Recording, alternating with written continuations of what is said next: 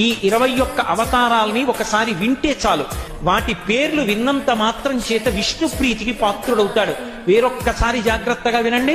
మొట్టమొదట ఆదినారాయణుడు సనకసనందనాదులు, దాని తర్వాత వచ్చినటువంటిది యజ్ఞవరాహావతారం, యజ్ఞవరాహావతారం తర్వాత నారదుడు, నారదుడి తర్వాత నరనారాయణుడు, నరనారాయణుల తర్వాత వచ్చినటువంటిది కపిలావతారం, కపిలావతారం తర్వాత దత్తాత్రేయావతారం, దత్తాత్రేయావతారం తర్వాత యజ్ఞావతారం, యజ్ఞుని యొక్క అవతారం తర్వాత వృషభావతారం, వృషభావతారం తర్వాత వచ్చింది పృథుమహారాజు గారి అవతారం, పృథుమహారాజు గారి అవతారం తర్వాత వచ్చినటువంటి అవతారం మత్స్యావతారం, తర్వాత కూర్మావతారం, తర్వాత ధన్వంతరి, తర్వాత మోహిని, తర్వాత నరసింహుడు, తర్వాత వామనమూర్తి, తర్వాత పరశురాముడు, తర్వాత రాముడు, తర్వాత బలరాముడు, బలరాముడి తర్వాత కృష్ణ భగవానుడు, కృష్ణ భగవానుడి తర్వాత బుద్ధావతారం, బుద్ధావతారం తర్వాత కల్కి అవతారం.